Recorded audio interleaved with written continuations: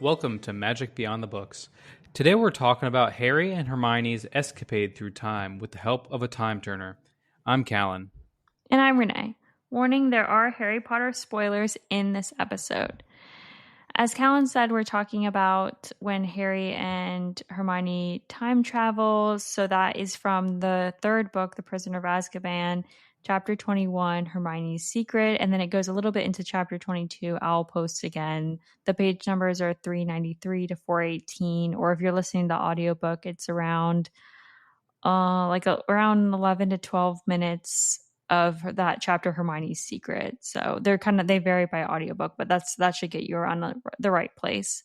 Do you want to get into it? Okay. Yeah. So before this, obviously, they have the whole ordeal in the Shrieking Shack, which we'll cover a little bit of it when we're talking about this. But to start this out, Harry and Hermione, they are in the hospital wing. I believe that's what it's called. Not like the ward or whatever. But Dumbledore asks to speak to them alone. And he then tells them that Sirius's case is lost already. Like there's no going back. They're two 13-year-olds. They're not going to have anything to say that's going to convince the Minister of Magic or anybody else for that matter. Also because Snape, it's their word against Snape, and they're not going to win that battle. So Dumbledore devises this little plan to save 2 lives. And we learn later that those 2 lives are, or just, in a few minutes, that those 2 lives are Buckbeak and Sirius.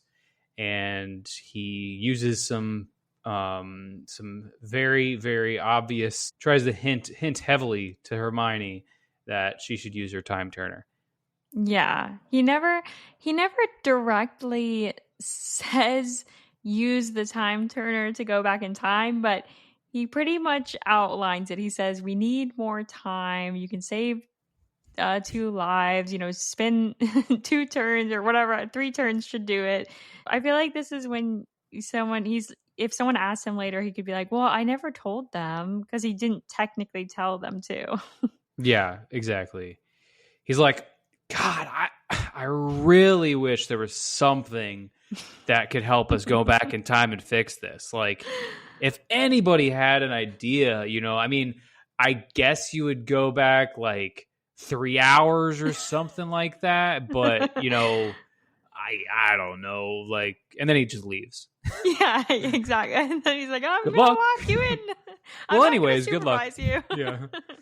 Yeah. So I didn't bring any fun facts about this, but in case anyone's curious, the date is June 6th, 1994. And when he's talking to them, it's midnight, and they go back I think it's like almost midnight, and they go back to around 9 p.m. So they go 3 hours back. Okay, so I was right. Okay. Yeah. That was like 3 hours. It was more of just a guess. No, yeah, you're right. You got it. Yeah. So they do the they do the time turner. They do three. I guess that's an hour, right? Each turn is an hour. They do the 3 turns. They make their way down to where Hagrid's cabin is, and they kind of just sit and wait. And as everything is happening around them, they see that Harry, Hermione, the in the past, Harry, Hermione, and Ron, they're going through they're using the cloak to get into Hagrid's cabin, say their last goodbyes or whatever. And then they end up sort of in a weird position where they need Hagrid to, do a diversion to get them out of the cabin. Mm-hmm. Yeah. Yeah. So, yeah, I'm like kind of confused about I looked up information about the time turner, and we can get into that. But it seems like in the books, when they do the time turner, they not only travel back in time, but then they find themselves in the entrance hall versus in the hospital wing. So like near themselves that are passing by in the invisibility cloak, and then they, go down to Hagrid's. So I guess it moves you back to where you were 3 hours ago, as well as like not back in time, but like you're moving locations as well. Yeah.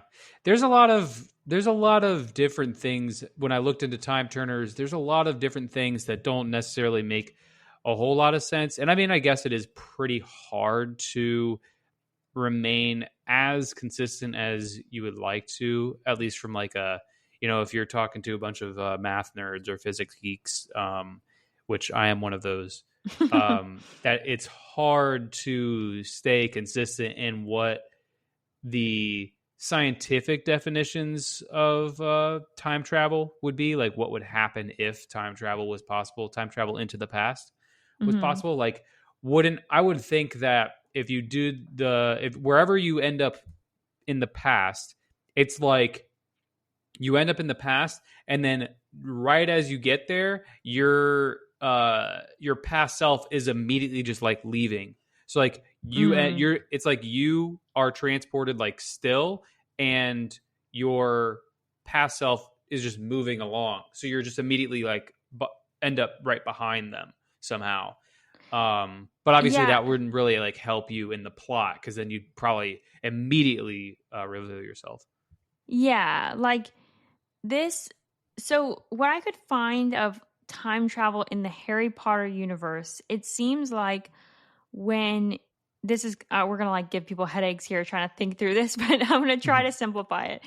When you travel back in time, it's like you put pause on the time that you're at, right? So you're the midnight, Harry and Hermione put pause. They go back in time.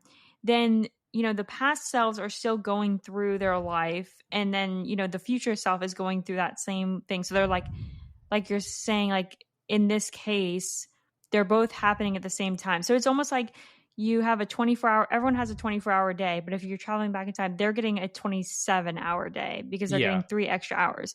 And then when they return, then they just go like continuing on with the rest of their day, or I guess the next day.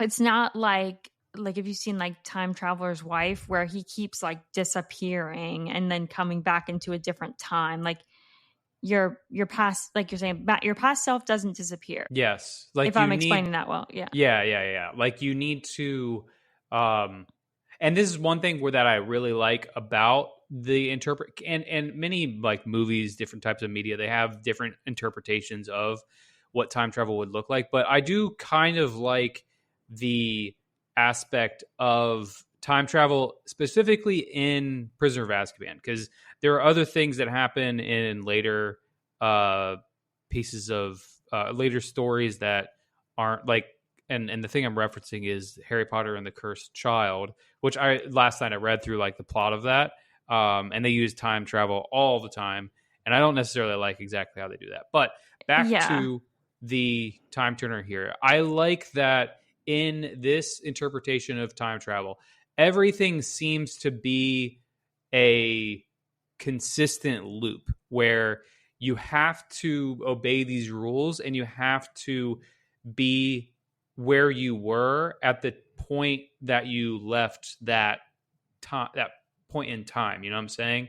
Okay. Mm-hmm. When they went and ended up back at the end of the night, did they try and get back to the hospital wing?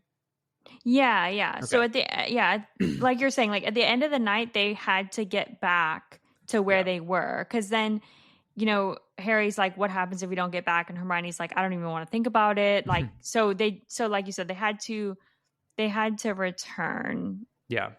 And that's one thing I really like about the movie. And I guess we're skipping forward, but sorry. We're doing a preview. We're skipping all around. This is more of a time travel episode than it is a this scene episode. But the one thing I really like about the movie is that when they end up back in the hospital wing, Ron sees their present selves that was there like a second ago disappear, and then he's like, "Well, you were there, and then you were there." So I guess I like that aspect where it has to be like it's more logically consistent. Yeah. Yeah, it keeps it a little bit more contained and more like, so you're not having like so many versions. The other things I found just while we're on this, and I think this kind of helps like establish what like time travel through the scene.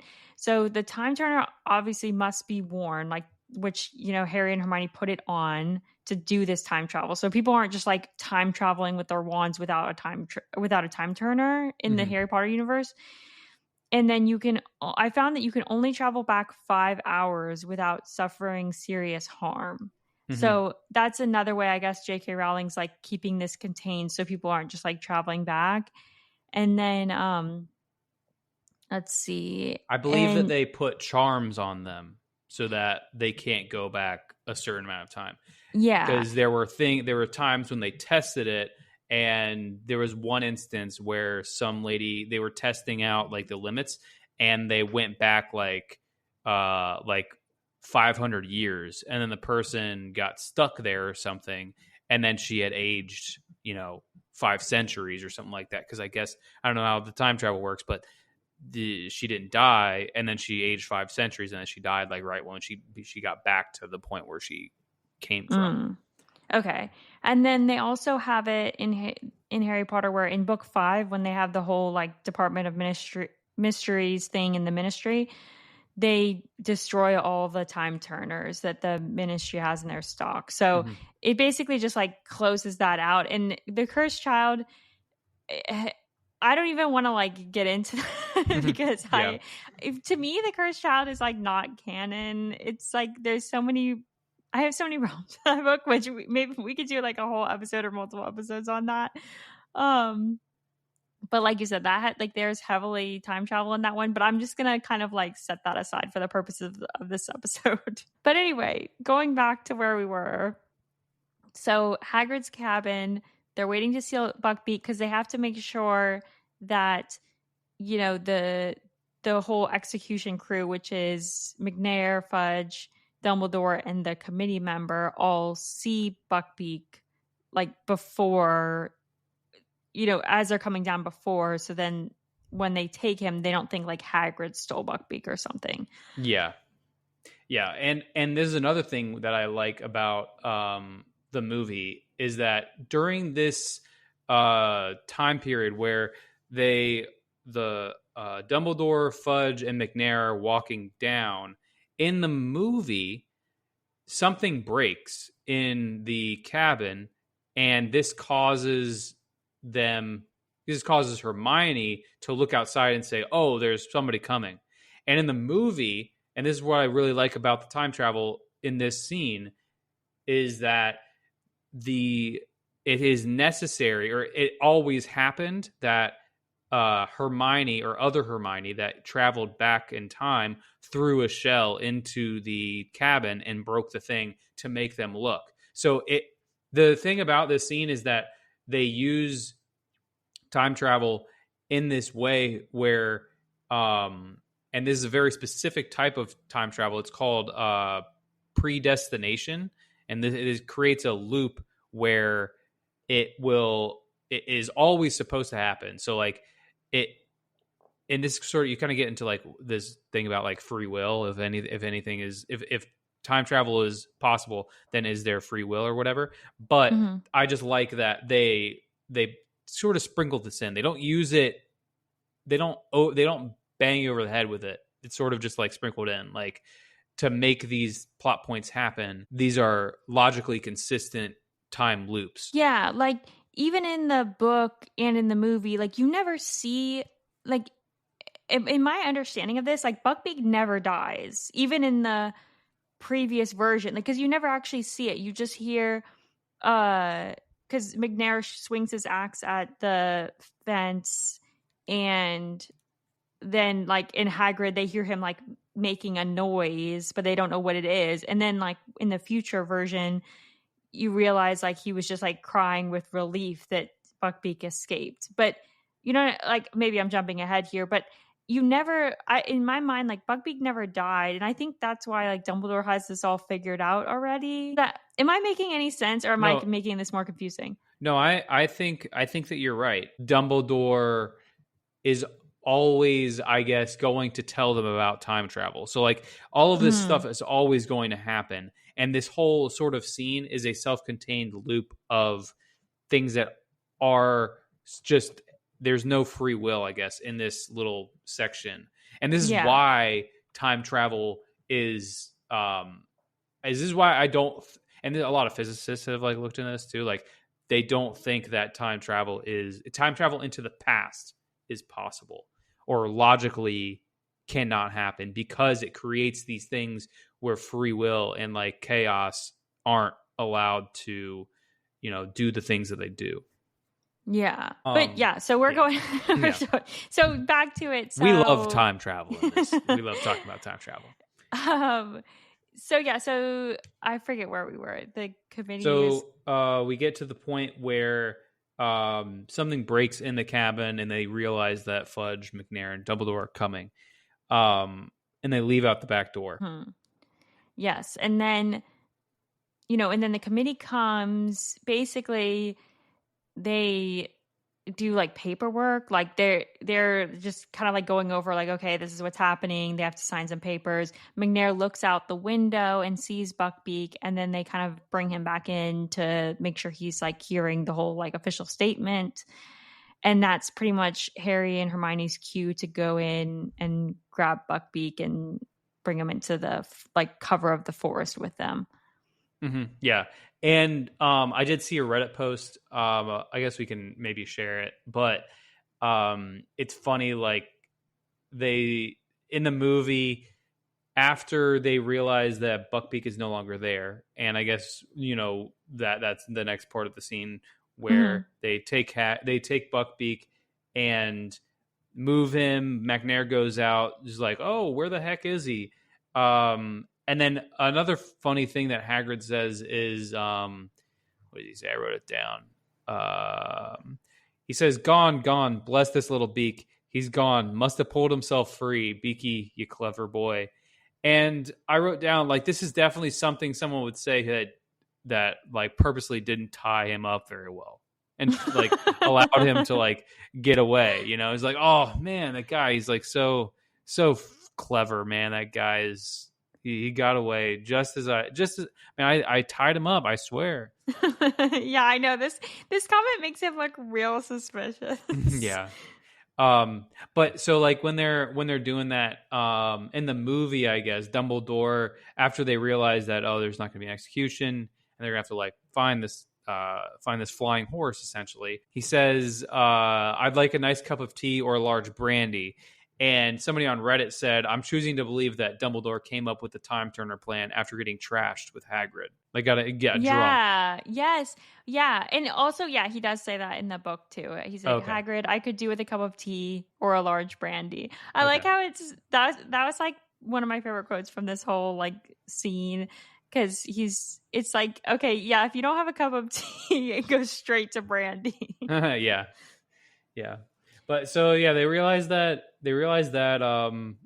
Buckbeak isn't there, and they've saved Buckbeak, so they've got their first life saved. Then they realize that they need to move to where they can see the Whomping Willow, so they can see all the things that happen. They watch the altercation between Ron, Scabbers, Crookshanks, Sirius, Harry, and Hermione, and then they see that Sirius, Ron, Scabbers go down into the hole, and then they see that Crookshanks presses the knot on the Whomping Willow, and it freezes the tree. And I think that is a really cool, I guess, little hack that must have been really crazy to figure out when initially like somebody's getting attacked by this Whomping Willow, and they kind of like just scatter around and try and figure, like maybe just trying to get away, trying not to get essentially just pummeled into the ground by this tree, and then it just like freezes because you touched the tree in the right way. Yeah, that's a big key difference. I'll try to like point out a couple things. I'm not going to point out like every movie difference and book difference, but that's one of the points. Like in the movie, I think it shows them just kind of like jumping around and figuring out how to dodge the branches. Crookshanks' whole role is kind of like not so much in the movie, but But yeah, Crookshanks is able to kind of slip through and hit that little knot, which freezes it, which that's kind of a big point, like throughout the books, like the Marauders, using this and whatever, is the fact that they push that little knot to freeze it. Cause they talk about other students, just other like random students are always trying to like mess around with the tree and run around the tree. And, then they're getting like hit by the branches. Like no one can, they talk about like other students never figuring out the whole like pushing the knot, because how would you figure that out? That's pretty rough. Yeah, like why would you want to figure that out anyways? Like, I mean, I guess maybe if you go over to that tree, maybe if you're overly curious, like did Snape figure it out when he was a student? Snape didn't. Yes and no. Like Snape learned about it when he was a student because this was Sirius's whole trick on Yeah. Severus was like saying, "Oh, just go press the knot and you can go into the Whomping Willow." And that's how he like sees that Remus is a werewolf. So he doesn't like figure it out on his own, but he does learn that. And that's how he knows, like in this scene, Lupin comes, he uses a branch to press the knot and get in. And then, Snape comes, does the same thing. Yeah. Yeah. Like if you're a regular student, I don't even know why you would ever want to figure that out. We should point out too, like throughout all of these things, like Harry keeps trying to jump in and like stop things from happening. Like he wants to go into Hagrid's hut and grab Scabbers, and then he wants to stop, Snape from grabbing his invisibility cloak before he goes in. Like I feel like in the book, it's Harry constantly trying to change time, and then Hermione saying like, no, like we can't mess with time. But then I feel like in the movies, Hermione's just, like you said, Hermione's throwing rocks. We'll talk about later, like she's like howling to get the werewolf out of the way. Like she's just like right and left changing things. Mm-hmm. Yeah, she's much more adventurous and risk-taking in the movie. And I don't think, and I think that the book is more true to her role, true to her character. Because she, at this point in her character, she is much more definitely not a rule breaker by any means. She really hasn't gotten to that part of her character arc. Well, yeah, and also like she's the one that's been given this time turner and been given the lecture about how you need to use it and you can't change anything and this is just for classes. If this doesn't work out, like this is going to blow back on her. So like she doesn't want anything to happen. Yeah, and I mean I guess as a student you could, when they got the time turner, the teacher has to be like vouch for them pretty heavily and like have a lot of back and forth with the ministry to even allow this. Actually, I do think I saw another. Okay, so at the end of Prisoner of Azkaban, somebody did some math and they said that Hermione is approximately 12 days older at the end of Prisoner of Azkaban. Oh, wow. Yeah. I guess that makes sense. That's just like, this whole plot point is just crazy to me. Like you gave a 13-year-old a time turner, like, so she could do even more work. And she's so frazzled by all of it. It's like, what is this? Yeah. Yeah. And I guess they do heavily hint about everything going on with the time turner in the book. They're like, it's like Harry and Hermione, or Harry and Ron are like willfully oblivious to it. Like it's like Hermione talks to them and they just don't give a single fuck about what she's saying. Like and not even what she's saying, but like Ron and Harry are like talking about it, talking about like somebody actively being like, oh yeah, she must travel back in time or whatever, and like and then they just like go past it. Yeah, I think Ron shows more of an interest, but then Harry, who's like just like totally, but then Ron and Hermione have all the fighting throughout this book about the pets, so I guess that's like what stopped him from pursuing it more. But yeah, for their best friend to be, and like she was missing classes, she punches Malfoy in the face. They're just like, whoa, she's just having a day. And it's like, this is your best friend. Like, open your eyes. Yeah. Something's going on here. I mean, you must, and this is another question I have. Like, if you're using the time turner, you must get more tired than, because you're going through more hours than somebody else, the same student.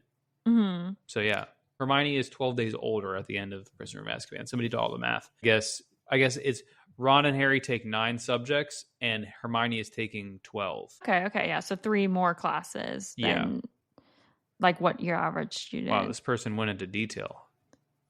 Good on you, Gideon and Crumb on Reddit or an r/Harry Potter. I did find that I think this was just on the movie prop, but the time turner apparently is engraved, and there's the inscription on it says, "I mark the hours, every one, nor have I yet outrun the sun. My use and value unto you are gauged by what you have to do."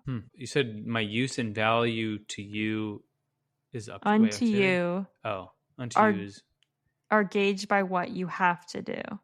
Huh. It's pretty on the nose, I guess. Not really. Yeah.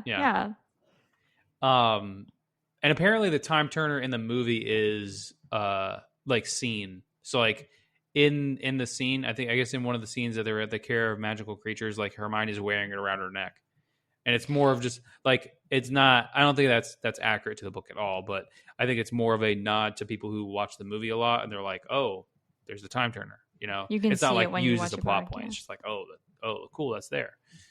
Yeah, I think in the books there's a couple times where they don't necessarily show it out right, but they're like she's tucking something in her robes, or like, or there's moments where she's like she shows up like behind them when she was in front of them and stuff. Like there's like you said, like they hint at it a lot. Yeah. And then Harry and Ron are like, dumb girl stuff. Like, what is she doing?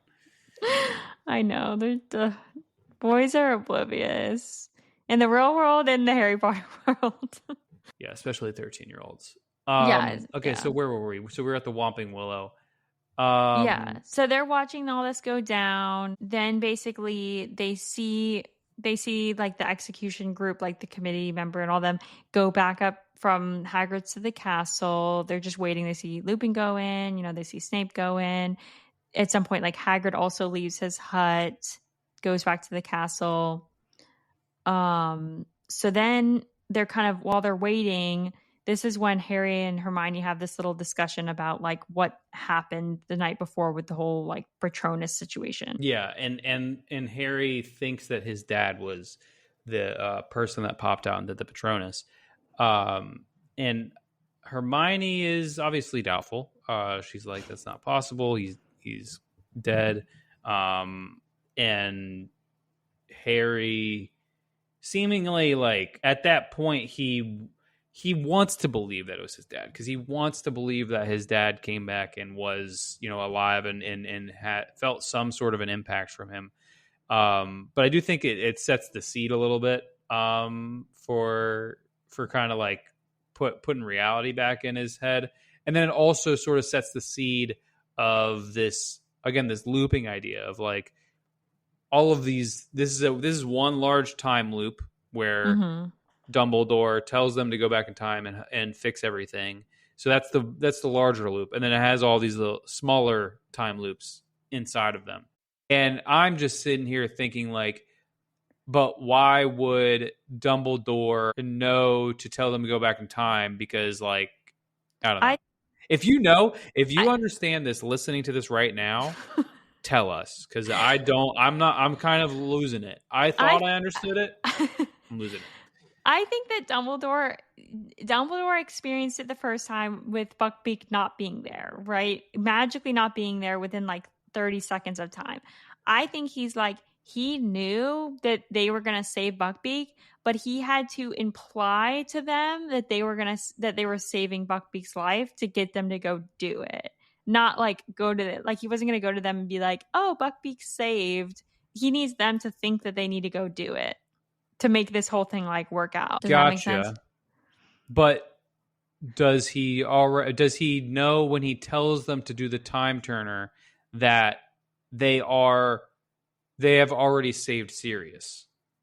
Because at that point they have already, the ones that have traveled into the past have already saved Sirius, and they're making their way back to the hospital. I think I don't know, but I guess I would assume so.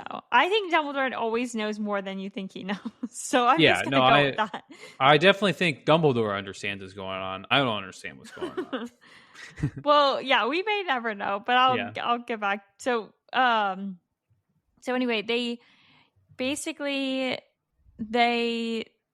so the past group comes out of the Whomping Willow, and the future Harry, Hermione, and Buckbeak that are hanging out outside, they realize they need to go hide in Hagrid's cabin to kind of be out of the way. So they go in Hagrid's cabin, hang out with Fang, the dog, and they basically are just like watching these events. And then Harry is like, with the whole father situation, he just has to know. He has to go see. So he runs out to the lake to go, basically, he's assuming he's going to see his father. But then this is where the time loop is, where like Harry realizes in that moment, like, it's him.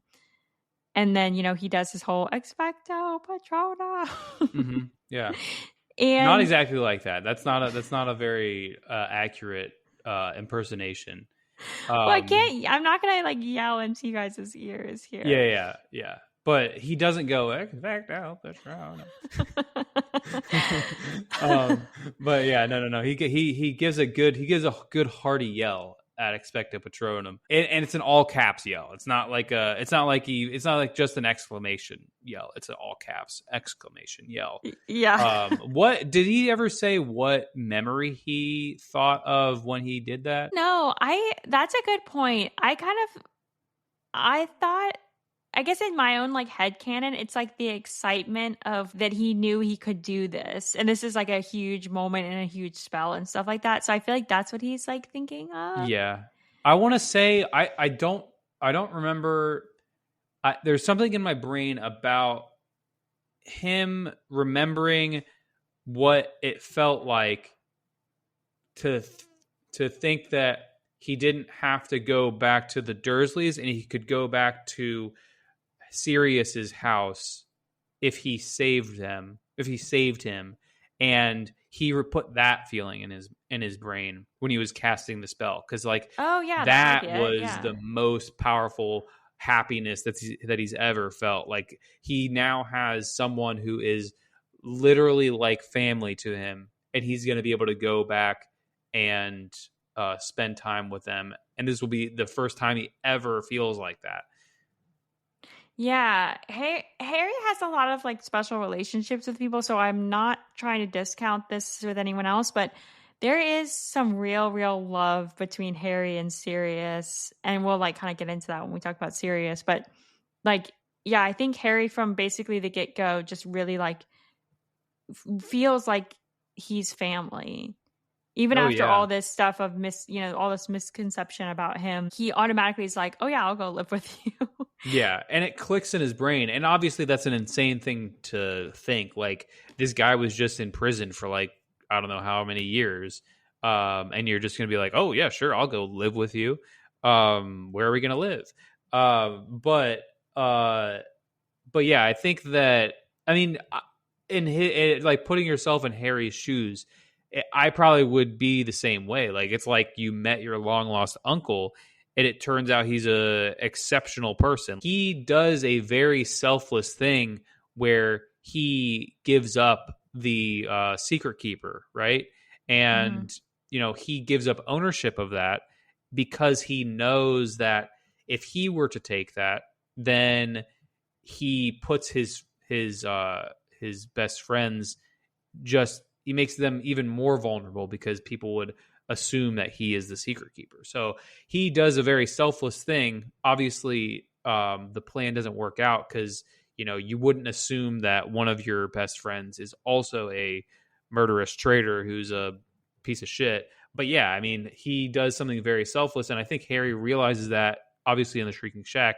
And once he realizes that, I think he becomes all the more willing to go fully out into Sirius's, embrace, and like, really, because this is his first time that he's had somebody who is like family. Obviously, the Weasleys have been like his family, his pseudo family, up to this point, where they've, taken him in. Mm-hmm. But this is his first, like, really close, even though he isn't actually family, like blood family, like they are as good as family. He's as good as his uncle, Yeah. Well, he does learn. Sirius escapes from prison and does all this stuff, swims over to land, like goes to Hogwarts. He does all of this to protect Harry from Pettigrew. Like, this is all for Harry. Like, that's all his motivation, and then yeah, the secret keeper thing. I mean, he's doing that. He's doing that thinking, oh, I'm gonna pretend like I'm the secret keeper, and then I'm gonna basically go on the run for like the rest of my life or however long, and maybe be like caught, maybe be like questioned for information, all these things, knowing that I'm fine doing all of that, and then they're gonna I'm gonna be like the distraction, and that might like cause me harm, but I'm gonna do that to do what's best for my best friend.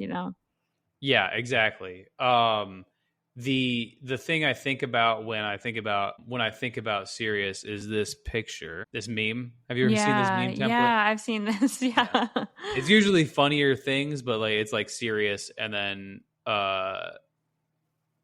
James and Lily, and then this is Peter Pettigrew. These knives, Yeah, trying as hard as you can. Obviously, one got through, but yeah, that's what I try. Well, That's it's like for Harry too. Like everything he does is like selflessly protecting the people that he cares about. Yeah. But yeah, I know we're like digressing. Yeah, here. and then we'll get more into Sirius later on. But anyway, so yeah, so the Patronus. This is when Harry realizes that not only was it not his dad, but his dad, it was called prongs, and he didn't know what that meant. And he learns like, oh, my Patronus is a stag, which is a male deer, and that must have been what my father turned into in like his animagus form. Yeah, which is kind of cool. That you're Patronus, and that probably would mean that Harry, if he became an animagus, would also be a deer, right? Yeah, I would think so. Should we talk about our Patronuses? Yes, the ones that we did on Pottermore or whatever. What were you? So I was what's called an Aussie cat, which is just like it's a type of domestic cat. Okay. Which is, that's okay. That's a pretty solid one. That's not anything to scoff at. Yeah, I mean, I wouldn't have chose it for myself. And I don't know if a domestic cat really fits me. I guess there's some things that I can see, but you're more of an outside cat. I don't think I'm a cat. I don't think I'm a cat person. But the maybe the quiz is telling me something I don't know. Yeah, I am a Saint Bernard dog, which I think when we talked about Animagi, that was the one I wanted. I wanted to be a dog, just because I felt that was most versatile. And I think Saint Bernard is a pretty versatile dog. It is a big dog, but still passable, I guess. To be, if you're a stray, then you can kind of get past as a stray dog. Yeah, I can see that fitting you for sure. So yeah, those are pretty solid options. I want to see, like, I've seen some like on Reddit that was like Orca or something like that, or like really really off the wall type ones. Oh, yep, I found one. Here it is. Here's Orca. Somebody got an Orca. Somebody also got a bull, a buffalo. Oh yeah, that's a good. I feel like that's a good one. Yeah. Especially for a Patronus. I feel like having an Orca as a Patronus is intimidating AF. Like, yes. Like that can't look very fun to deal with as a Dementor. I don't know what's going through a Dementor's brain, but definitely, or even if they have a brain, but definitely don't want to have an Orca coming at you. Well, that's the thing. Like, I'm a cat. Like, that's like Umbridge's Patronus. Like, yeah. I don't know. Like, it's versus people, like if you have a larger, more intimidating animal as your Patronus, I feel like that's preferable. But you know what? Whatever. I'm not going to dwell on it. You get what you get, and you don't throw a fit, right? Yeah. But anyway, yeah. So back to our recap. So what I wrote here in our notes is Harry goes and spills the tea to Hermione, and then Hermione is like, "Duh, yeah, I knew it already. I knew all that stuff."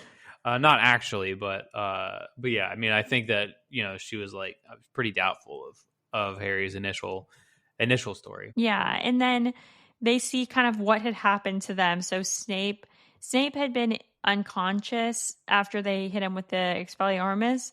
I guess at some point he woke up, and then he kind of got like Ron had been knocked out, so he had Ron on a stretcher, and then Harry, Hermione, and Sirius, and he gets stretchers for all of them and brings them back to the castle, and that's how they had ended up in the hospital wing. Yeah, so then they go back to the hospital wing, or at least the past ones go back to the hospital wing. They ride Buckbeak up to Flitwig's office, 7th floor, 13th window from the right. They get Sirius out. He's obviously like, what the hell is going on? Like, how did you end up here? Like, I thought you guys were... I thought I was dead. I thought you were dead. I thought everybody was dead. Hermione gets through the window, and then they leave and fly away. Yeah, they basically like get up on the top of the tower, tell Sirius to leave, and then, and this is another, like, we're just reminded of how like good of a person Sirius is. He's like, the first thing he goes is, oh, like, is Ron okay? Like, and thanks them, and then tells Harry about how he's just like his dad, and then he like flies away. He just gets in all the good little comments before he just runs off. Mm-hmm. Yeah, I mean, he's got it. Like, this is the first time he's ever interacted with like real people for the past, however many years. So he's probably gotten a lot, and maybe that's unrealistic to expect, but he does a good job with his pleasantries. He's a nice guy. He's a guy's guy. Yeah, he's a nice guy. I mean, he has nothing that would make him necessarily have to like care about Ron, but he's like just a good person and just wants to know he's okay, stuff like that. Yeah. But yeah, so then after Sirius leaves, then Hermione and Harry go back to, they have to like kind of make their way back to the hospital wing. So they're hiding from Fudge and Snape, and then, they hide from Peeves, and they eventually make it back. And Dumbledore kind of meets them, and they sneak into the hospital wing. That's the end of the scene. Another Dumbledore mission accomplished. And speaking of Dumbledore, at the time of this recording, recently the new Harry Potter Max show is going to come out, and the first person officially cast, like, of all the characters is John Lithgow for Dumbledore. And I just wanted to get your opinion on that, or if you have any thoughts. I like it. I mean, I have good impressions of John Lithgow. I think the most prominent role that I think of him in is from Interstellar, when he's the grandpa, essentially, the father of McConaughey. Yeah, McConaughey's wife who passed away. He's also in Shrek, I guess. What does he play in Shrek? I think he's Lord Farquaad. Oh yeah, he is. Yeah. Okay. Yeah, I like his voice. I think of him for some reason. One of the movies I've seen him in, a movie that I like rewatched recently, was the like Daddy's Home 2 with Will Ferrell and Mark Wahlberg. Mm-hmm. He plays like Will Ferrell's dad. For me, I kind of hate him as Dumbledore, to be honest. Yeah. Why? There's two main reasons. One, I feel like he's just has like kind of like a goofy dad look about him that I just can't shake. I know he's played more serious roles, but I think it's just he just has rounded features, and he just, like, you know what I'm saying? He just looks kind of like goofy to me. Yeah, no, I can see that. Like, goofy, silly, a whimsical kind of guy. They're going for the whimsical Dumbledore take. Yeah, and in my opinion, I feel like Dumbledore is always this guy. He, like, in throughout the books, they always describe him as being like super intimidating and really powerful. And just like when he enters a room, you're like, you can feel the power like radiating off of him. And yeah, I guess I couldn't get that where I'm like scared of John Lithgow. That's what I'm saying. Like, and then like, I think the silliness, Dumbledore definitely has some silliness to him, but I think it's more like subtle. And so, and it's nothing about his acting. I think it's just like his physical appearance. I can't like get past. Yeah. I mean, this will definitely be a challenge for him, I think, where he, like, if he is able to pull off a more serious and brooding and intimidating persona, that'd definitely be impressive. Yeah, and then my second thing is he is older, which I understand the character of Dumbledore is older, but in my opinion, I think they need to cast someone who's younger and then age them up with, makeup or special effects, because Dumbledore needs to be, like we talked about, he needs to be super powerful. He needs to, in the 6th book, he scales the side of a cliff to enter the cave, like literally freehand, like rock climbing, and they show him like swimming and stuff in the ocean. He's supposed to be like fighting Voldemort in the 5th book, where he's, like they're jumping back and forth and they're doing all this. So to me, it seems like, I know there's stunt people and everything, but it just seems like it's a really physical role.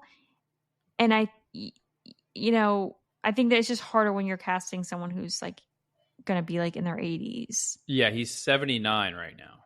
So yeah, he's an old guy. And I definitely do agree with you. I think for the first 4.8 books, right? He doesn't have to be super, a physical presence as far as like moving around and doing stunts. But at that time when he's going to need to be, he's going to be much older, right? So like this is years down the line.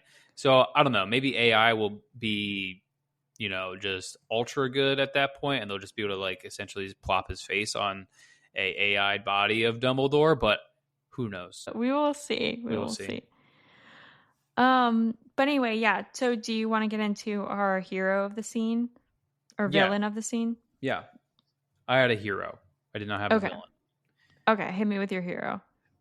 Definitely the hero is going to be Hermione for me, because if Hermione is not there, Harry could have done untold damage on the universe as we know it. Now, maybe, because at the very least, I think somebody would have been driven into madness, maybe. At the worst, Harry gets killed. At the worst, they all die. Or something like that. Some sort of really weird dark magic, right? But Hermione definitely steps in multiple times and is like, chill, dude. We need to, this isn't the wild, wild west out here. We need to be, we came to the store for beans and rice, and we're going to get beans and rice, and we're leaving right after we get beans and rice. That's all we're getting. So yeah, she stays on plan, and she kind of keeps it all together. And if I had to pick a villain of the scene, I would say Fudge, because without him, all of this would be unnecessary. Like, he consistently he doesn't listen. He doesn't hear all sides of the story. He just has terrible judgment. I mean, like, this is kind of a recurring theme in like multiple books, but it's, he refuses to listen to them, and it just assumes that they're confounded, and then trusts Snape. And then, he's so set on the fact that like Sirius is a bad guy and thinks that he's like a bigger threat or something to focus on more than like even Voldemort. And then he's, Buckbeak's whole trial, that whole thing is botched because the Ministry. He's constantly trusting Lucius Malfoy. I mean, like, I could go on and on. Like, Fudge is the problem. In this book series, I think Fudge is one of the worst, not necessarily the worst characters. Like, I think he has a good character, like he plays a good part, but I hate him, where it's like he is the dictionary definition of a politician who played his cards right and ended up in the highest, office of the wizarding world. And he is like, seems like at every step of the at every point in the job where he has an opportunity to like make a right decision, he makes the wrong decision. He like just is completely inept. Now, I will say, I'll defend, and again, I'm putting myself in a spot where I'm defending him, but the thing about like whether or not to believe Harry and Hermione's story, I don't know if I would be very convinced of two 13-year-olds going up against what I would think, my interpretation of it, right, would be a very strong, very gifted dark wizard in Sirius. That's what most people believe. Even Lupin, believes that, and he was one of Sirius's best friends. So, so at that point, I may not, completely, get on the bandwagon of, just sort of flip on Sirius. Flip meaning like believe that Sirius is innocent, but yeah, he shows himself to be just completely inept at the actual performing of the job. Yeah, I mean, I guess my thing is like, yeah, it is a crazy, crazy story, but he doesn't even listen to their story. Like they try to talk to him, and he's like, "No, no, no, you guys are confused. You guys are confused. I already got everything from Snape." Like he could at least just sit down and hear them out, like Yeah, that's a good that. point. Like Dumbledore does that all the time, where Harry goes through these things, and he sits him down. And he's like, "Okay, tell me everything," and then he sits there and he just listens, and it's like that's the only thing I'll say. Like, I'm with you on that. Like, it's a lot to kind of like jump through. And like Dumbledore points out, like Sirius hasn't acted like an innocent person, but you just hear him out. Hear him out. That's all I'm saying. And like you said, like he doesn't even listen. So like even if I could get behind the logic that Dumbledore presents, where it's like you said, he hasn't been the most innocent, the most model citizen to help his case out, but he doesn't even get to that like logic where he just immediately believes Snape and his story. So like you can't even he's so inept that he doesn't even go through the correct thought process to even end up at a point where he could make a right or wrong decision. And you could kind of like get behind the decision he makes if it was like the right thought process, but it's never the right thought process. Yeah. So, for this scene, there's a couple pictures from the illustrated books. So if you have those, they have some good like pictures. The Jim Kay does those, and probably my favorite one is there's one with Harry and Hermione kind of riding on the hippogriff before they're going to go get Sirius. That's a cool one. You get like a good visual of Buckbeak. And then there's a couple, like there's one with Harry casting a Patronus when they're in the forest, and you kind of see like the Patronus coming out and like taking shape into the stag. And then there's a couple of like the stag kind of like cantering, going after the Dementors. So there's some cool ones on there that I'll share on our Instagram. But yeah, I always love, like, we showed another one where we had like ghosts, and then this one with Patronuses. The art style is really cool, like seeing them kind of go like transform. Yeah, I really like the illustration of Harry casting the Patronus. Yeah, and it really shows, like, it makes him look like this is costing him a lot of effort. Mm-hmm. Yeah, he's putting his full body into it. Yeah. And then my other visual update. So I have for all the foodies out here, I have a special segment of this episode just for you guys. So a couple baking things. One, I have there's like the official Harry Potter baking book and cookbook. So I have those two little books, and they're basically a bunch of recipes that are kind of inspired by the movies.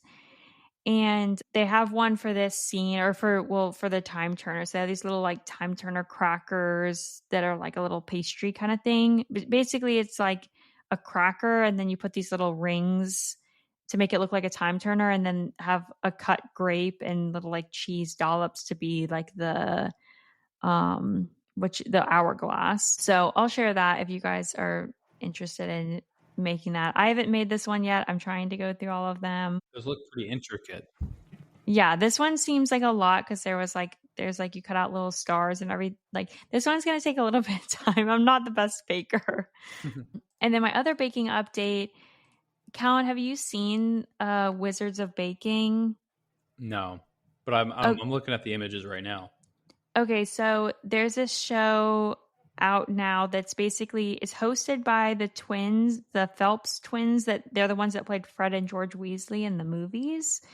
So they host it, and then they bring on real, professional bakers to compete. So, and then they put them in pairs, and they compete against each other. And then there's one season that's completely out now, and then they're currently recruiting bakers for season 2. But it's at the Warner Brothers studio in London. So they actually like go on the sets from the movies and present these desserts, and they're all each episode, they're all like themed to that set. Like, so let's say the Forbidden Forest was a set that they did it. So it's all like things from the Forbidden Forest. So this one, Zoe and Jordan were the bakers. They made a like time turner inspired dessert. It's kind of like deconstructed time turner cake thing with, chocolate like embellishments. So it's really cool. I'll show you guys on our Instagram, but I just want to share some fun facts about it. So it's 4 feet tall, which is crazy, right? Yeah. You should try and make this one. Yeah, this one I could never make in a million years. It would take me a long, long time. And then what you won't really see from the picture, but I'll just tell you about it. They made this episode was kind of like Dumbledore's office themed. And so they made this little hidden lit compartment with these realistic looking lemons. That was a little nod to like sherbet lemon, one of the passwords for Dumbledore's office. But yeah, it was really cool. Like like I said, I'll share pictures, but there's all the gears from the time turner. It kind of like, it's like if you took it apart and kind of like spread it around the cake. It looks really cool. Yeah, it does look cool.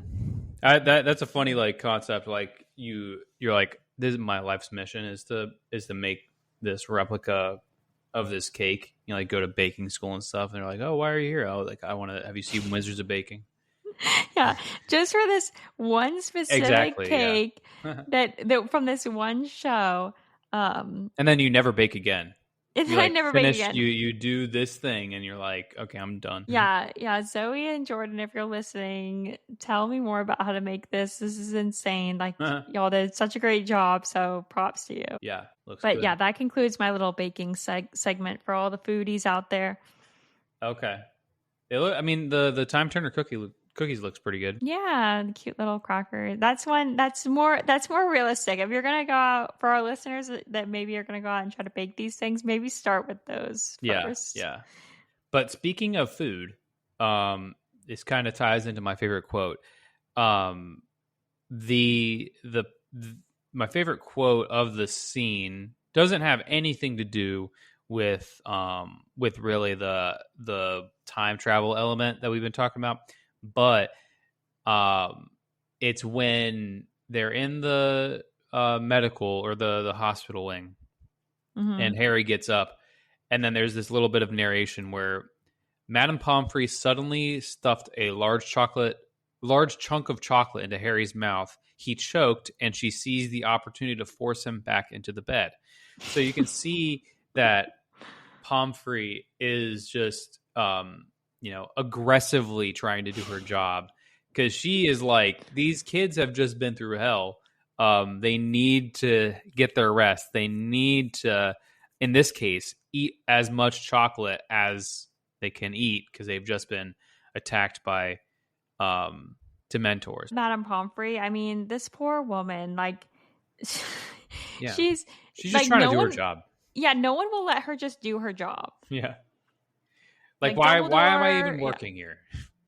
Yeah, why? Like, she's like trying to treat her patients, and then there's, Fudge and Snape are having this little meeting, and like then Dumbledore comes in and like clears the room, and then we talked about in another episode Gilderoy, removing all the bones from Harry's arm. Yeah. I mean, everyone is just doing other stuff, and she's like, stop what you're doing and just let me treat my patients. Yeah. She's just the constant. Like, is she the best at her job at the school? Like, if you had to think about like pound for pound people's jobs, like, is she the best at her job? Like we were talking about another episode, none of the Quidditch teams have reserves because Madame Pomfrey is always going to get them back on the field. Yeah, Madame Pomfrey is probably the best at doing her job and sticking to her job. Like, she doesn't like mess with anything else other than like caring for people that are sick or injured at the school. Yeah. What about your favorite quote? Do you have a favorite quote? My favorite quote is, which I think just wraps up, it like covers this whole scene, is Harry says to Hermione, "This is the weirdest thing we've ever done." Yeah. And at that point, it definitely was the weirdest thing they'd ever done. Yeah. I mean, is there something weirder that they do later? No, they definitely do things that are more dangerous, but this is definitely the weirdest. Yeah. It's too bad Ron got left out of this, but he was, unconscious in the hospital wing. But yeah, I guess it's kind of neat to see like a little Harry and Hermione adventure. We don't get that much. Yeah, I like that. The only the other time before this we get it is when they're in the not Chamber of Secrets. They're going to the Philosopher's Stone, and that you don't really get like a real back and forth to them. It's more just Hermione's like problem solving, and then Harry is kind of just along for the ride. And later we get them together in the Deathly Hallows. When Ron leaves, you get a little bit of them. But yeah. But I feel like that does go into like something I thought of while I was going through this. But like I feel like if at this point in my life, obviously these characters don't necessarily have experience with time travel, even like I guess books or literature or whatever that they read. Like I don't know, obviously they don't go into like all of the things that they could read, like fiction books that are written in the wizarding universe, right? But there's a lot of pieces of media in our world, our muggle world, that is about time travel. So I think that if I was presented a scenario where I was put in a spot where I needed to travel back in time, I wouldn't be as confused, I guess, about the concept of time travel or like what I need to do or the rules, right? Because there are so many pieces of media about time travel. Yeah, you're saying as you wouldn't be as confused as like Harry, for example. Yeah, like I wouldn't be like, this is the weirdest thing I've ever done. It would be, but I wouldn't be actively like flabbergasted by it. Yeah, I don't know. Some of it with Harry, it might just be kind of like a plot device, or it's like, okay, we need someone to be the one to be like, wait, how does this work? Well, why don't I go run in? Like, so Harry's kind of like playing that role. Yeah, like what if he broke like the fourth wall or what? He was like, why do they always make me do this weird stuff? Yeah, this is the part, like, if you watch Emperor's New Groove, when he like pulls down the screen and he's like got his marker out and he's explaining like his past self. Mm-hmm. Do you remember what I'm talking about? Yeah. No, I love Emperor's New Groove. I haven't watched it in a while, but I like that movie. Yeah, everyone, your homework, go watch Emperor's New Groove. Pull the lever, Kronk. Exactly. Something else that's like kind of part of this scene and part of like their like flashback, if you will, is this is a pet peeve of mine. I see this as like a meme, or as people sharing on the internet when they talk about the whole scene where, so like Pettigrew is like escapes into a rat, and then like there's pandemonium because Lupin turns into a werewolf, and like the group's all there and all that, like that whole scene. I always see on the internet people post like, oh, well, Snape's a good person because he like stood in front of Harry, Ron, and Hermione and protected them against a werewolf, whereas people like Umbridge like push them in front. But that never happens in the book. Like, he's unconscious, so is Ron in like the majority of this flash scene that they're then like watching from the future. I know, yes, Snape goes back and like gets stretchers and brings them all back to the castle, but I just, PSA, don't use this scene as like defense for all of Snape's wrongdoing, because it like this never happened. You know what I'm talking about? Yeah. No, I definitely think that if you're using the reasoning of like, accomplished wizard, also teacher, professor at a school, protects students from deadly animal, that's like that's part of the gig. Like you have to do baseline, that. Like that's just like baseline stuff. Also like bringing back unconscious 13-year-olds who have just been attacked by Dementors back to the hospital wing. That's also entry level stuff. Like that's just like base level good things to do if you're a teacher. I'll give you I guess a preview into whenever we do a Snape episode. I don't really like Snape. I know that people have a a not love affair, but they think that he's like mischaracterized and misjudged a lot of the times. But there's like he could have handled himself so much better throughout this entire story. Yeah, no, yeah, he's super mean to children. He does so many things. I'm with you. Like I think there is a difference between someone who is a quote unquote good guy, as in they're on the side of good, and who is a good guy, as in a good person who does good things. Yeah. Yeah, he definitely has redeemable qualities. Like he is on like he and we'll talk about this. He definitely has redeemable qualities. I'll leave it at that. Like he definitely does good things. Is he a good person? Question mark. Yeah. Stay tuned. Stay tuned until we get there. But to wrap this up, thank you so much for listening, everyone, to this episode where we cover the time when Hermione and Harry time travel. Please, please rate this podcast, subscribe to this podcast, wherever you listen to podcasts, share it with all your friends, and, just blast it out to the world. Yeah. Please do that. And next week, if you're listening to this right now, we will be exploring Sirius Black. So that's a pretty big character for us. First pretty big character in the series. So until then, happy reading, happy listening, and may your Gringotts vault always be full.